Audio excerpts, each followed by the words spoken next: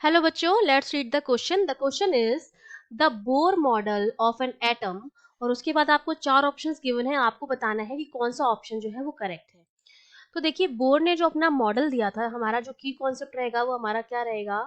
हम जानते हैं कि बोर ने अपना जो मॉडल दिया था उसमें बोर ने बताया था कि बीच में क्या होता है, एटम के बीच में तो होता है न्यूक्लियस, ठीक है, जो बहुत कम पार्ट में होता है और उसके चारों तरफ बहुत सारे ऑर्बिट होते हैं, जिसमें इलेक्ट्रॉन जो होता है इन ऑर्बिट्स में क्या करता है, रिवॉल्व करता है। उसने कहा था कि सेंटर में क्या होता है, न्यूक्लियस होता है, और इलेक्ट्रॉन जो होता है वो इस न्यूक्लियस के चारों तरफ क्या करता है, रिवॉल्व करता है।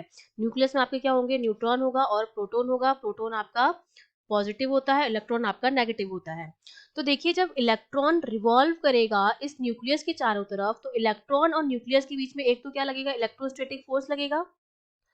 और वो इलेक्ट्रोस्टैटिक जो फोर्स होगा वो किस नेचर का होगा, अट्रैक्शन नेचर का होगा, क्योंकि अपोजिट चार्ज है, अपोजिट चार्ज जो होते हैं वो अट्रैक्ट करते हैं और सेम चार्ज जो होते हैं वो रिपेल करते हैं। तो एक तो इलेक्ट्रॉन और न्यूक्लियस के बीच में लग रहा है इलेक्ट्रोस्टैटिक फोर्स।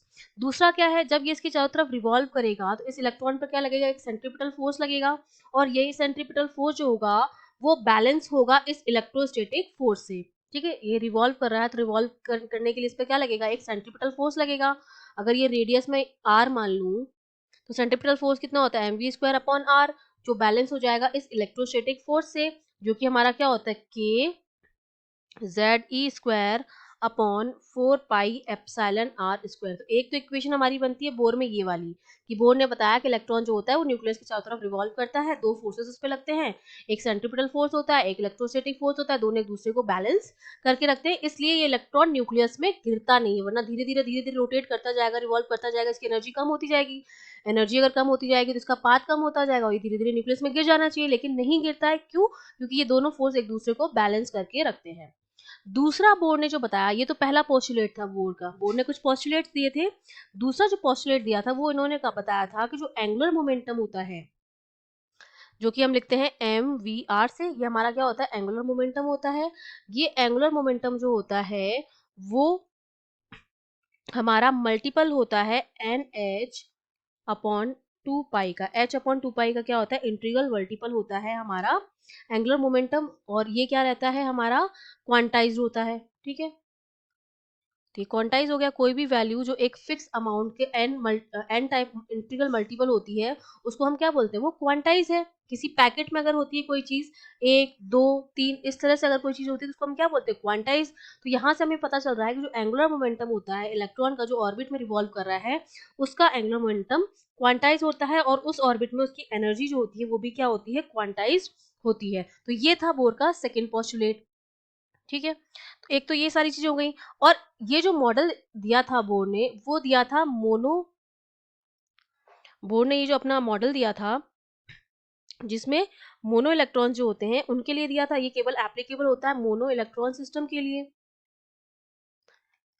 तो इससे जो स्पेक्ट्रम बनता है वो कैसा बनेगा, लाइन स्पेक्ट्रम बनेगा। केवल एक ही इलेक्ट्रॉन है तो कैसा स्पेक्ट्रम बनेगा हमारे पास, लाइन स्पेक्ट्रम बनेगा, क्योंकि एक ही इलेक्ट्रॉन जो होगा वो एक पोजीशन से दूसरी पोजीशन पर जाएगा, तो एक ही लाइन हमारे पास बनेगी। तो जो स्पेक्ट्रम हमें मिलता है वो कैसा मिलता है, लाइन स्पेक्ट्रम मिलता है। तो देखिए हमारा कौन सा ऑप्शन करेक्ट हो जाएगा, फर्स्ट ऑप्शन है, assume that the angular momentum of electron is quantized, तो ये ऑप्शन करेक्ट हो जाएगा। बी में दे रखा है uses Einstein photo electric equation, तो ये तो हम यूज नहीं करते हैं। फोटो इलेक्ट्रिक इक्वेशन में क्या होता है कि किसी मेटल सरफेस पर जब इंसिडेंट कराते हैं हम फोटोन्स को, तो वो फोटोन को एब्जॉर्ब कर लेते हैं इस मेटल प्लेट के इलेक्ट्रॉन्स, और इस तरह से क्या हो जाते हैं, इमिट हो जाते हैं। और बची हुई एनर्जी जो होती है उसको, इससे उनकी काइनेटिक एनर्जी बढ़ जाती है। अगर टोटल एनर्जी हम मान लें, फोटोन की एनर्जी h न्यू है, वो दो कामों में जाती है, एक तो वर्क फंक्शन में, plus increase the kinetic energy of electrons, ये भी नहीं है। दूसरा, प्रेडिक्ट कंटिन्यूअस स्पेक्ट्रा, ये तो बनेगा ही नहीं क्योंकि मोनो इलेक्ट्रॉन्स के लिए होता है। सेम एमिशन स्पेक्ट्रा, ये भी आपका गलत हो जाएगा। हमारा जो बोर मॉडल जो था वो केवल एप्लीकेबल था हाइड्रोजन और जो हमारे हीलियम हाइड्रोजन लाइक एटम जो होते हैं, सिर्फ हाइड्रोजन, क्योंकि उसमें मोनो इलेक्ट्रॉन होता है, या हाइड्रोजन लाइक एटम जो होते हैं उन्हीं के लिए एप्लीकेबल होता है ये। तो ए ऑप्शन हमारा करेक्ट हो जाएगा। I hope you understood well, all the best.